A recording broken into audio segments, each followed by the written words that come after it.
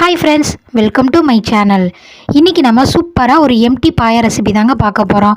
இந்த பாயாவை நீங்கள் இட்லி, தோசை, சப்பாத்தி, பூரி, இடியாப்பம், ஆப்பம் எதுக்குனாலும் வச்சு சாப்பிட்லாம். எல்லாத்துக்குமே இது செம்ம காம்பினேஷனாக இருக்கும். வாங்க எப்படி பண்ணலான்னு பார்க்கலாம்.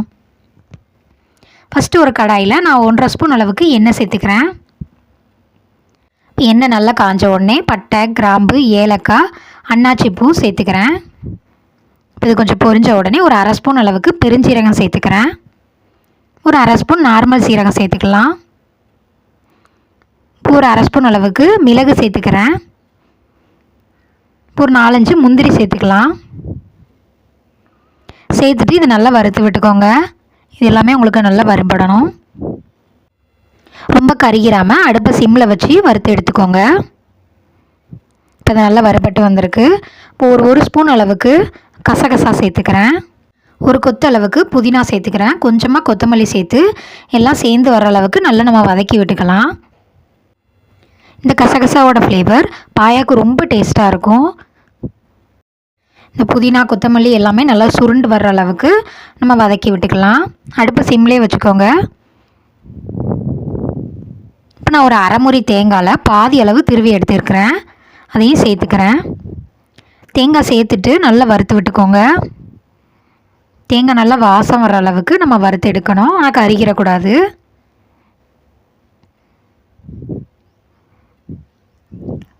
பாருங்கள், இந்த மாதிரி நல்லா வறுத்து விட்டுக்கலாம். இப்போ தேங்காய் நல்லா வறுத்தாச்சு. இப்போ நம்ம அடுப்பை ஆஃப் பண்ணிடலாம்.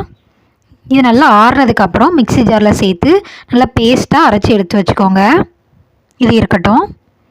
இப்போ ஒரு குக்கரில் நான் ஒரு 3 ஸ்பூன் அளவுக்கு எண்ணெய் சேர்த்துக்கிறேன். எண்ணெய் நல்லா காஞ்ச உடனே ஒரு பெரிய வெங்காயத்தை ஸ்லைஸாக கட் பண்ணி வச்சுருக்கிறேன். அதையும் சேர்த்துக்கிறேன். அது கூட ஒரு மிளகாவை கட் பண்ணி சேர்த்துக்கிறேன். சேர்த்துட்டு நல்லா வதக்கி விட்டுக்கோங்க. வெங்காயம் ரொம்ப கோல்டன் ப்ரௌன் வரணும்னு அவசியம் கிடையாது. லைட்டாக வதக்கினா போதும். பாருங்கள், இந்த மாதிரி நல்லா வதக்கி விட்டுக்கோங்க. இப்போ வெங்காயம் நம்மளுக்கு ஓரளவுக்கு வதங்கி வந்திருக்கு. இந்த டைமில் நான் 1 ஸ்பூன் அளவுக்கு இஞ்சி பூண்டு பேஸ்ட் சேர்த்துக்கிறேன். சேர்த்துட்டு இஞ்சி பூண்டோட பச்சை வாசனைலாம் போகிற அளவுக்கு நல்லா வதக்கி விட்டுக்கோங்க.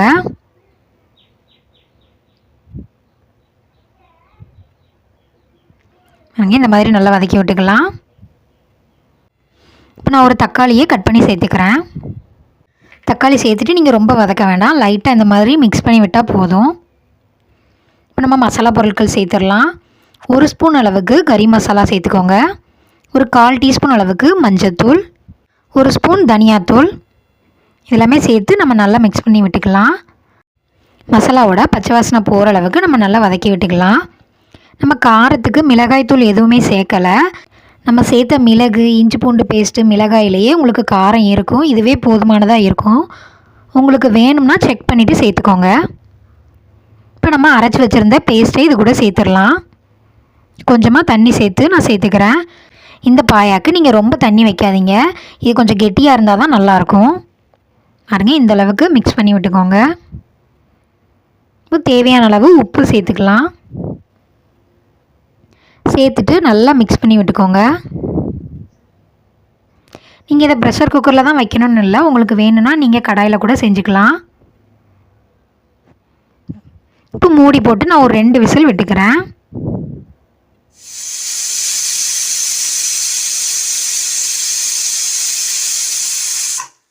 ப்ரெஷர்லாம் போனதுக்கப்புறம் ஓப்பன் பண்ணிக்கோங்க. நீங்கள் ஓப்பன் பண்ணும்போதே உங்களுக்கு தெரியும், ஸ்மெல்லு சூப்பராக வரும். இப்போ எண்ணெயெல்லாம் பிரிஞ்சு எந்த அளவுக்கு சூப்பராக வந்திருக்குன்னு பாருங்கள். இது கூட நான் கொஞ்சமாக கட் பண்ணால் கொத்தமல்லி சேர்த்துக்கிறேன். சேர்த்துட்டு நல்லா மிக்ஸ் பண்ணி விட்டுக்கலாம்.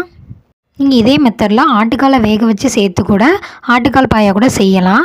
பட் இதுவே ரொம்பவே சூப்பராக இருந்துச்சு. நீங்கள் மிளகாய்த்தூள் கூட சேர்க்கணுன்னு அவசியமே இல்லை. இந்த மிளகோட காரமே நல்லா ஸ்பைஸியாக இருந்துச்சு. நான் இந்த பாயாவுக்கு சப்பாத்தி தான் செஞ்சுருக்கிறேன். நீங்கள் இட்லி, தோசை எது கூடனாலும் வச்சு சாப்பிட்லாம். ஆப்பத்துக்கு இந்த பாயா வேறு லெவலில் அடிப்பொலி டேஸ்ட்டாக இருக்கும். நீங்களும் இந்த பாயா ரெசிபியை கண்டிப்பாக வீட்டில் ட்ரை பண்ணி பாருங்கள். ரொம்ப சூப்பராக இருக்கும். ஒரு வித்தியாசமான டேஸ்ட்டாக நல்லாயிருக்கும். என்னோடய ரெசிபிலாம் உங்களுக்கு பிடிச்சிருந்துச்சுன்னா லைக் பண்ணுங்கள், ஷேர் பண்ணுங்கள். என் சேனலை சப்ஸ்கிரைப் பண்ணிக்கோங்க. தேங்க்யூ.